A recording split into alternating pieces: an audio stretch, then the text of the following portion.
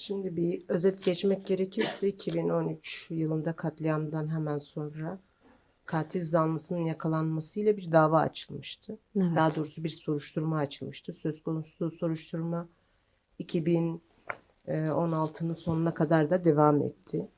Soruşturmanın tam kapanmak üzereyken mahkeme tarihinin belirlendiği dönemde 2017 yılı içerisinde katil zanlısı o zaman yaşamını yitirdi dediler ve dava kapandı. O tarihten itibaren Kürdistani kurumlar tekrar aileleriyle birlikte, aile avukatlarıyla birlikte birkaç defa başvuruda bulundu. 2018 Mayıs'ına kadar yapılan başvurular sonuçsuz kalmıştı. Mayıs ayında o dönem HPG'nin elinde bulunan iki MİT mensubunun açıklamaları esas alınarak yeniden bir soruşturma dosyası başlatıldı. Söz konusu soruşturma hala devam etmekte.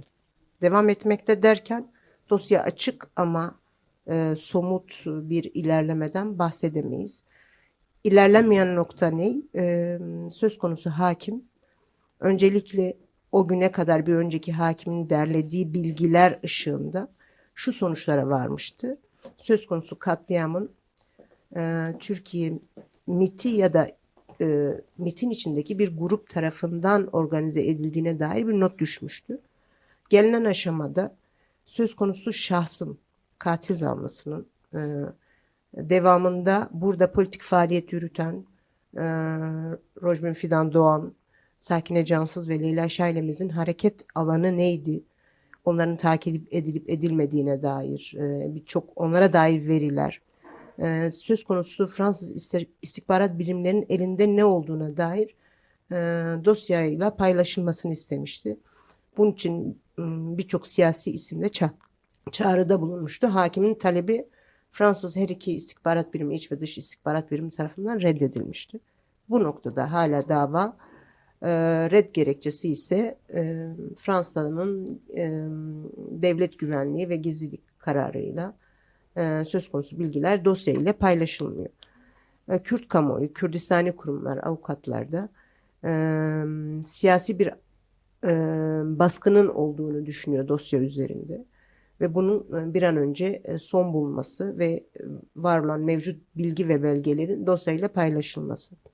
İkinci dosyaya dair ise ilk günden itibaren 2022'de gerçekleşen katliamda ortaya çıkan şahısın bir faşist olduğu, faşizan duygularla, hatta biliyorsunuz o dönem ilk hafta akli dengesinin yerinde olup olmadığına dair bir kontrolden de geçirildi. Herhangi bir akli denge sorunun olmadığını, sistematik faşizan kimliği gereği bu katliamı yaptık.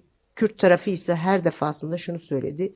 Kürtlere dönük bu katliamın kendi başına bir bireyin sorunu olmadığı, politik bir sorun olduğu ve bu katliamın arka planının araştırılması gerektiği konusunda Evet. çeşitli başvurularda bulundular. Dosyanın terörle mücadele kapsamında incelenmesi yönüyle. Söz konusu soruşturma bitti. Yapılan başvurular da tamamen reddedildi.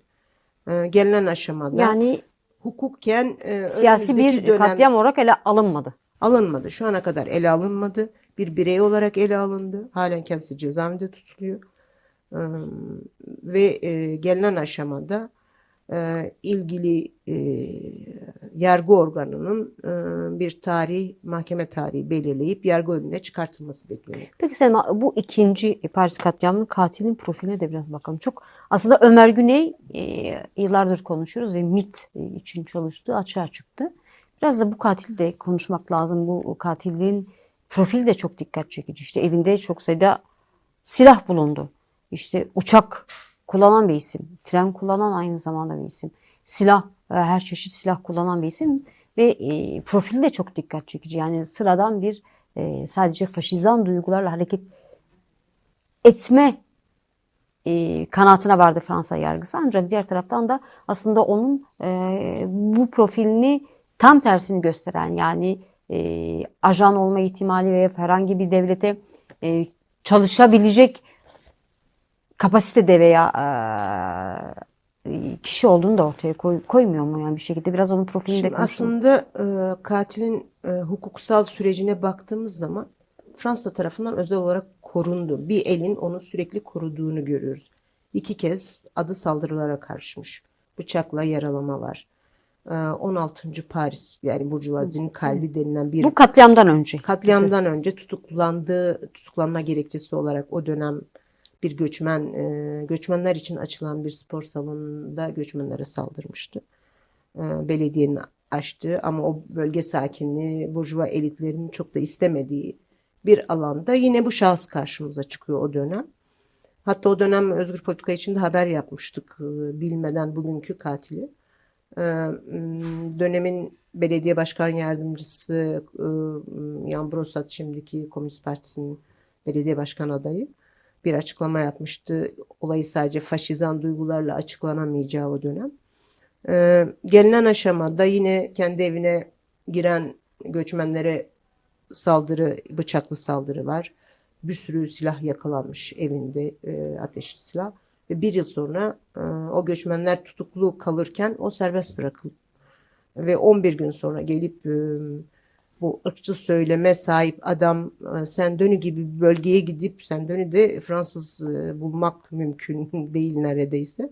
O bölgede yabancı bulmayıp gelip Kürdistan'ı bir kurumun önünde, özellikle de Evin Goy gibi bir politik şahsa silah doğrultması ve hiç sekmemesi, bütün bunlar tesadüf olamaz. 7 dil bilmesi, Rusça da dahil.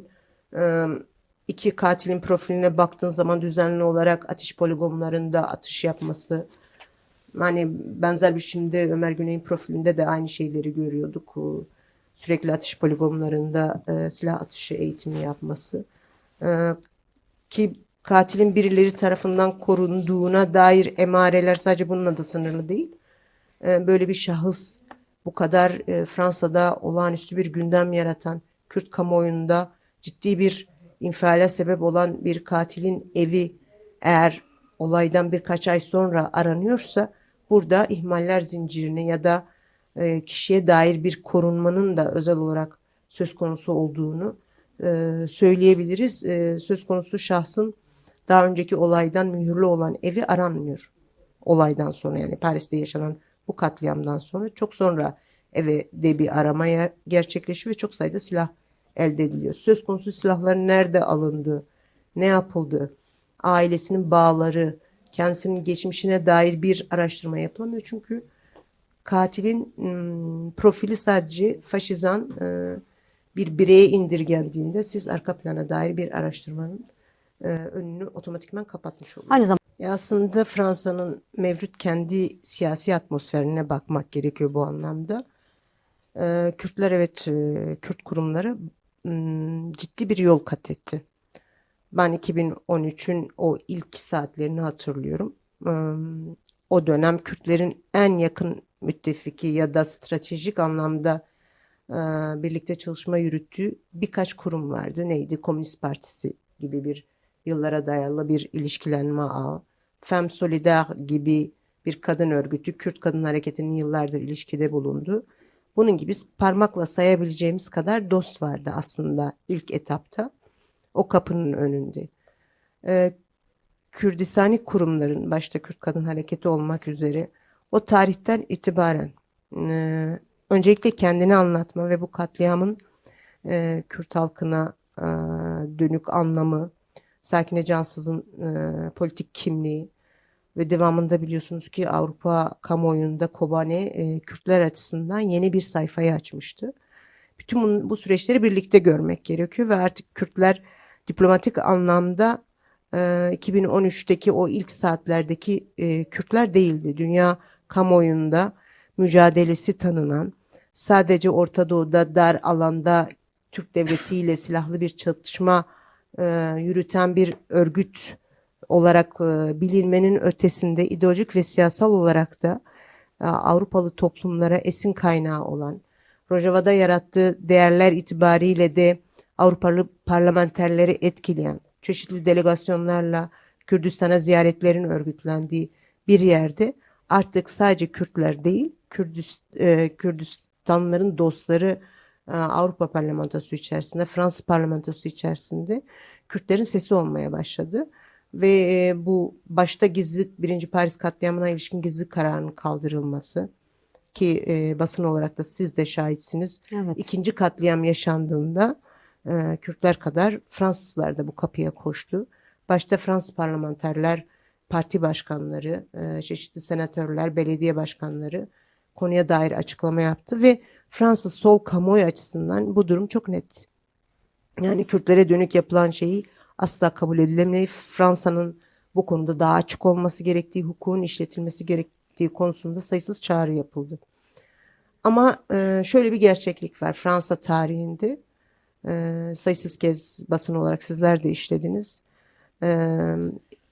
İkinci Paris katliamı da dahil Fransa'da aydınlanmayan, yargı önüne gitmeyen 27. katliamdan bahsediyoruz.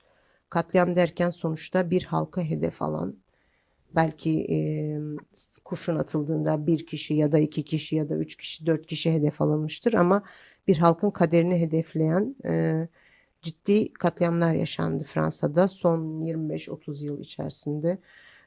Ben Barka'dan çeşitli Lübnanlı, Filistinli ve Cezayirli birçok önemli isim de Fransa topraklarında ve Paris'te hatta bir arka sokağımızda katledildi. Ve bu dosyaların hiçbiri aydınlığa kavuşmadı.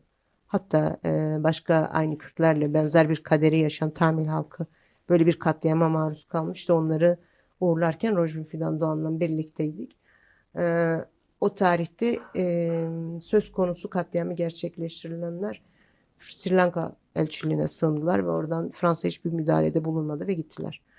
Ve bu neden Fransa böyle bir zemin oluyor her defasında? Avrupa'nın diğer bölgelerine bakıyoruz. İşte Almanya, Belçika ve diğer ülkelerde de en basitinden Kürtler her defasında hedef olduğunda bir katliama dönüşmeden önlenebiliyor. Evet, müdahale oluyor. Evet. Ama bu onların payını zayıflatmıyor. Örneğin 1. Paris katliamında Almanların konuya dair bir gazeteci olarak dosyayı başından itibaren izleyen biri olarak Almanların bu dosya konusunda çok fazla fikri olduğunu düşünüyorum. Çünkü katliamda Ömer Güney'in çok fazla bağlantısı var Almanya'da. Bağlantısı var. Ömer Güney'in kaçma planını yaptığı, ismini şu anda hatırlayamadım. Aynı zamanda fabrikada arkadaşı, aynı zamanda MİT mensubu şahsın Almanlara da çalıştığını şöyle anlıyoruz. Fransızlar alıp sorgulamak istediğinde buraya cezaevine görüşe geldiğinde direkt Almanlar devreye girip geri aldılar.